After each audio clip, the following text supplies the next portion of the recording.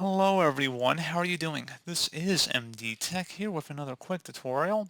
In today's tutorial, I'm going to show you guys how to resolve the error code 0x80070050, that the file exists while you're attempting to delete it, and it says that an unexpected error is keeping you from deleting the file. If you continue to receive the error, you can use the error code to search for help with this problem. So first thing I recommend doing would just be to restart the computer. So just go ahead and actually restart your device.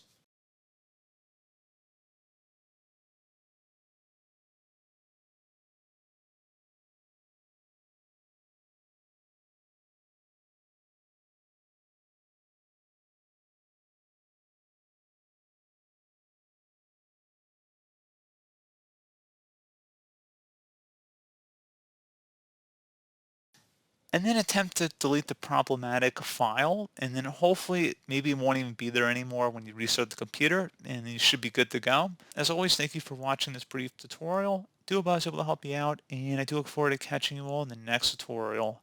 Goodbye.